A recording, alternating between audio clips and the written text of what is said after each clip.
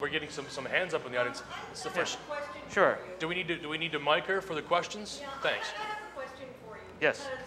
Do you realize that something like Social Security benefits is socialism? I think that it may not be in your head because in the United States we've had such a long entrenched mindset against socialism, and we equate that, or I don't equate it, but a lot of people do equate it with something awful like Marxism or communist Russia.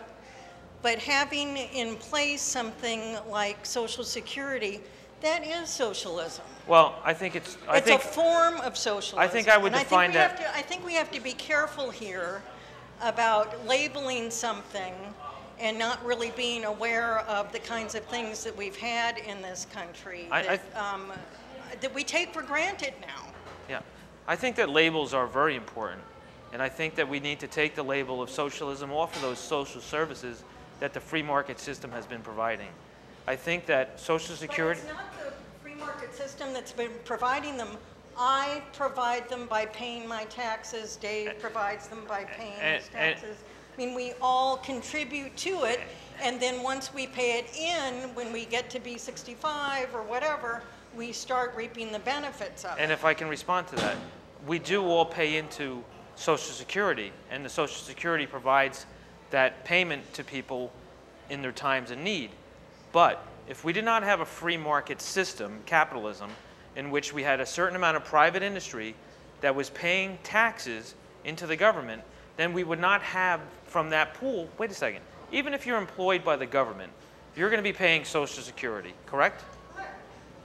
The private sector, right, they're operating and they're paying taxes to the government. The government pays you, so where does it really go back to? It still goes back to tax revenues that are generated from the free market system. It's not magic. It's generated by the free market system. It's being generated by the individual, No, you're wrong. worker. If we didn't have any tax revenues like we don't have now, and we're heading towards austerity, as you saw in Europe, all the governments are in deficit. They don't have enough money to cover their bills.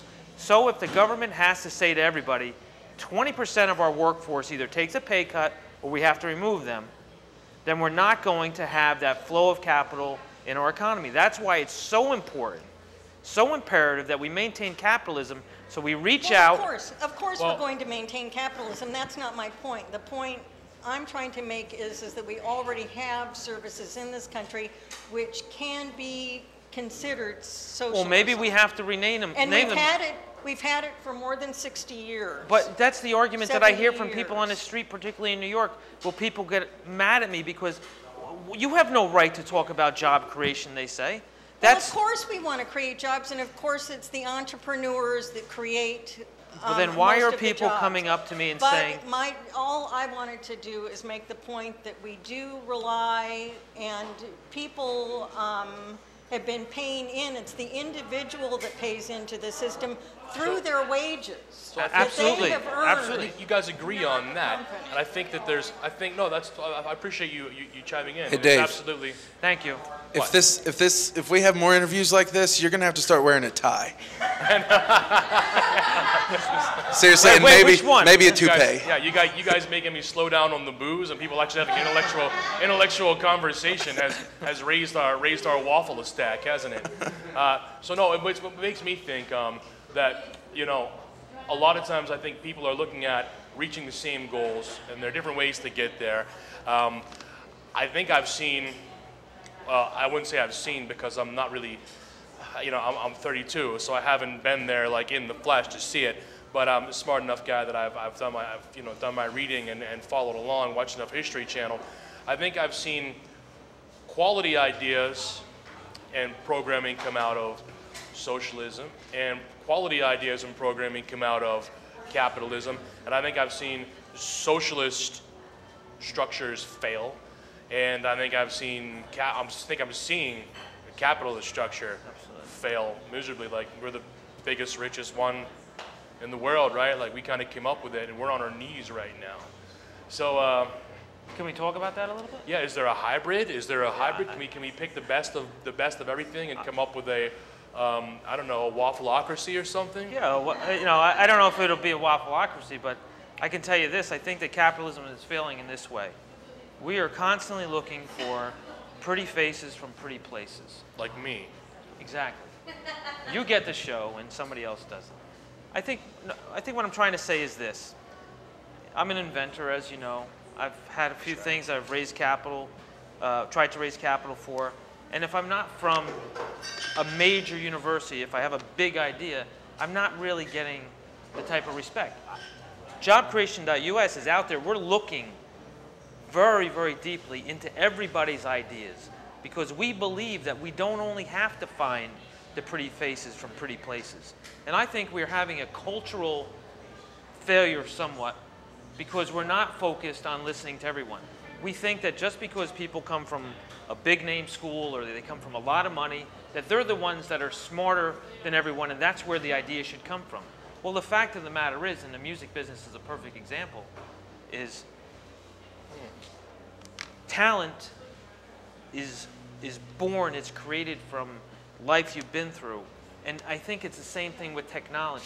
If we don't start to listen very closely, if job creation can't knock on every door and listen very closely to every idea, then this country will fail because we cannot rely on only the places where we got innovation from before.